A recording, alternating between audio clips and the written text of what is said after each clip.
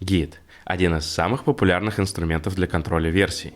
Многие из нас используют его каждый день, но часто все ограничивается базовыми командами.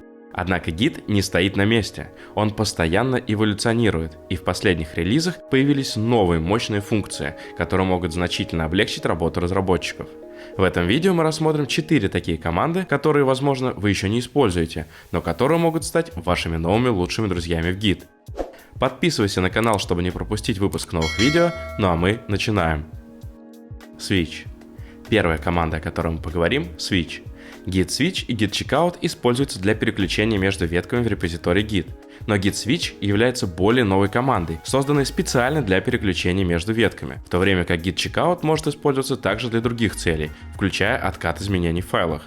Посмотреть преимущества Git Switch перед Git Checkout лучше на наглядном примере. Представьте, что мы создаем проект. В нем, скажем, будут простые примеры программ для начинающих программистов. Создадим папку и инициализируем Git-репозиторий. И сразу создадим два файла. HelloPy, в нем давайте напишем простой скрипт с приветственной надписью. И создадим заготовку файла readme с описанием нашего проекта. Пишем readme. Здесь оставим комментарий о том, что описание readme мы напишем позже. Закоммитим наши изменения, пишем git add и git commit. Окей, начало положено, а мы продолжаем работать над нашим репозиторием. Мы собираемся работать по GitHub Flow, поэтому разработку новой функциональности будем вести в новых ветках, а изменения вливать в мастер только из этих веток. Давайте добавим информацию в файл readme. Создадим для этого отдельную ветку feature readme с помощью команды git branch. Пишем git branch feature readme. Эта команда только создает ветку, но не переключается на нее. Мы по-прежнему на ветке мастер. В процессе работы легко этого не заметить и приступить к работе, оставаясь на ветке мастер. Давайте сымитируем этот сценарий и начнем редактировать файл readme, находясь на ветке мастер. Удаляем строку to-do write readme и давайте напишем описание. Это подробное описание нашего проекта. Давайте сохраним и выйдем. Окей, изменения внесены, и представим, что мы только сейчас замечаем, что находимся не на той ветке. Это не страшно, мы можем переключиться на нужную ветку, например, привычной команды Git Checkout. Checkout – достаточно мощная команда, которая помимо переключения между ветками предлагает и другие функции, одной из которых, на мой взгляд, не совсем очевидных, является сброс изменений. Для переключения на желаемую ветку нам нужно сейчас написать Git Checkout feature readme. Но если мы ошибемся и напишем Git Checkout readme, то произойдет совсем другое. Давайте посмотрим. Видим ответ, что произошел апдейт, а мы по-прежнему остались на ветке мастер. Давайте посмотрим на наш файл readme. Команда Git Checkout откатила изменения в редактируемом файле. Дело в том, что Git знает и про ветку feature readme, и про файл readme, поэтому для него не было ошибкой, когда в качестве аргумента команде Checkout мы передали не название ветки, а редактируемого файла. Но в результате этого произошло то, что произошло. Мы потеряли все изменения, которые не успели зафиксировать, и в процессе реальной работы это может доставить определенные неудобства. Но начиная с версии Git 2.23 появилась команда Switch. Git Switch позволяет только переключаться между ветками и ничего больше, поэтому если мы хотим сделать именно это, а не что-то другое, то стоит пользоваться этой командой. Давайте снова добавим изменения в файл. Пишем vim readme, удалим to-do и напишем новое описание. Давайте сохраним и также попробуем переключиться на несуществующую ветку, но уже командой Switch. Пишем git switch readme. В ответ видим ошибку, такой ветки нет. И мы просто изменяем название ветки на правильное. Теперь мы переключились на желаемую ветку и в процессе не потеряли вносимых изменений. Также Switch производит дополнительные проверки в отличие от команды Checkout и просто обрывает выполнение команды, если она может привести к потере данных. Так что если вы все еще пользуетесь командой Checkout для переключения между ветками, то советую присмотреться к команде Switch. Restore.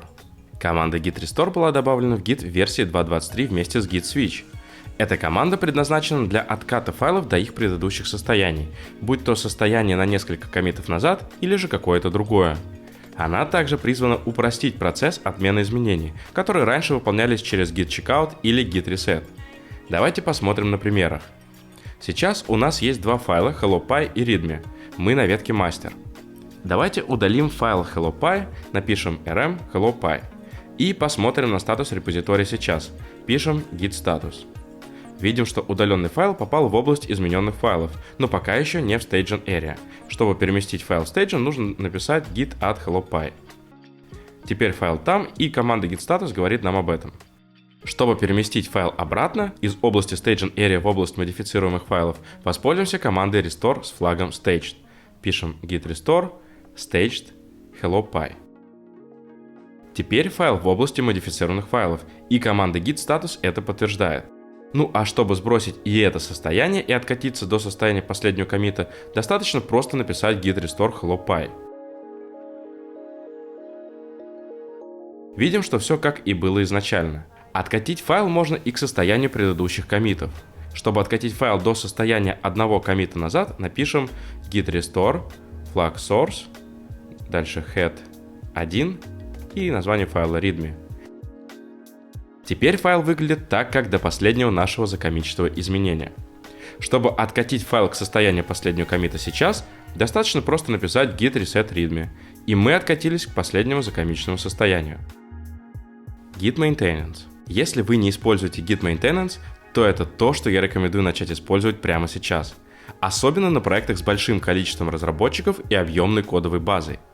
Эта команда запускает процессы по оптимизации данных в вашем Git-репозитории и, как результат, ускоряет выполнение других Git-команд и уменьшает объем хранилища репозитория, что существенно сказывается на общей производительности. Команды, которые добавляют данные в репозиторий, такие как add или fetch, спроектированы так, чтобы выполняться быстро для более комфортной работы разработчика.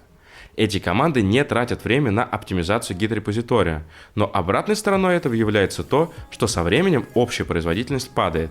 Команда Git Maintenance помогает справиться с этой проблемой. Все, что нужно сделать для начала работы, это выполнить команду git maintenance start в вашем Git-репозитории. Давайте напишем git maintenance start. Обслуживание Git-репозитория по этой команде не начнется сразу же. По сути, эта команда лишь добавляет пару строк в git-конфиг вашего репозитория и в глобальный конфиг. Давайте посмотрим, что это за строки. Откроем глобальные настройки Git. Пишем git config global edit. Видим, что здесь добавилась секция maintenance, в которой появился наш текущий репозиторий. Если же мы посмотрим на конфиг текущего репозитория, написав cat git config, ну и выведем три последние строчки tail3, то увидим, что здесь также появилась секция maintenance, в которой проставились параметры по умолчанию. Стратегия incremental и auto false. Мы обсудим это чуть позже. Нам важно сейчас понимать, что эта команда добавляет в конфиге данные о репозитории, и cron Java с некоторой периодичностью, каждый час или день, в фоновом режиме производит операции по оптимизации этого репозитория. Окей, вернемся к нашим конфигам. Какие операции и с какой периодичностью производятся при стратегии incremental? Сборка мусора не производится. Обновление графа коммитов каждый час.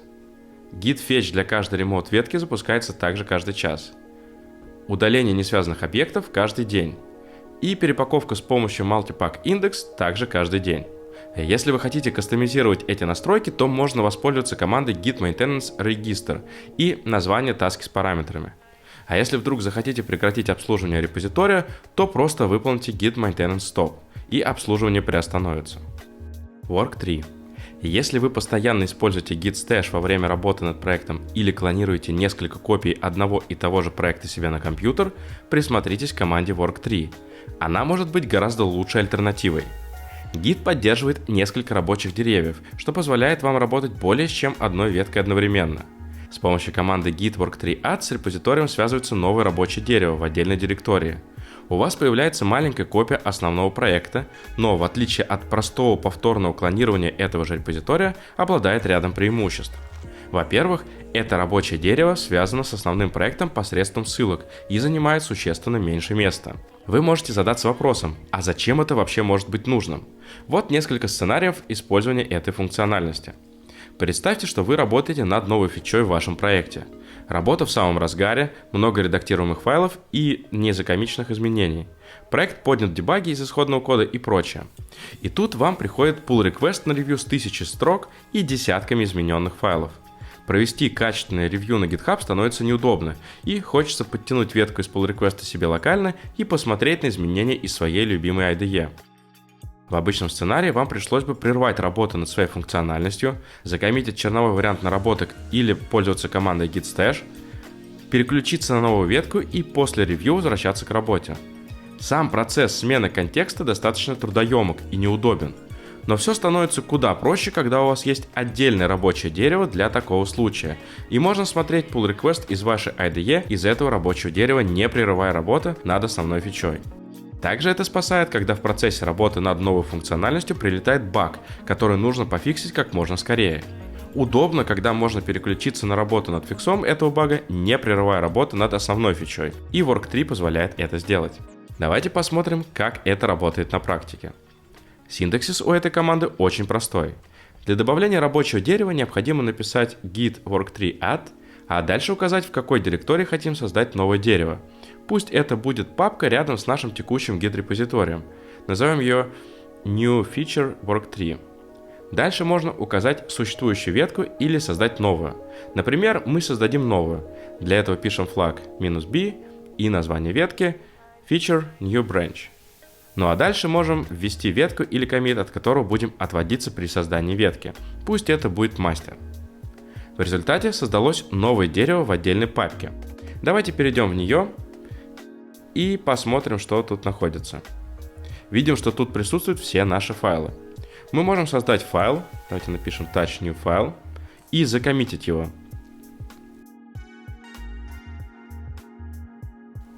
Давайте теперь вернемся в основную директорию. Давайте вмержим изменения в мастер из ветки, которая была обновлена в другой директории. И посмотрим на наши файлы. Видим, что изменения в ветке, которые были произведены в другой директории, отразились в основной. Так и работает связь между отдельными деревьями одного репозитория. Если работа завершена и это рабочее дерево нам больше не нужно, его можно просто удалить. Конечно, это далеко не все команды, которые стоит знать, однако эти, на мой взгляд, однозначно заслуживают внимания. Подписывайтесь на канал, чтобы не пропустить выпуск новых видео. Спасибо за просмотр и до встречи в следующих видео.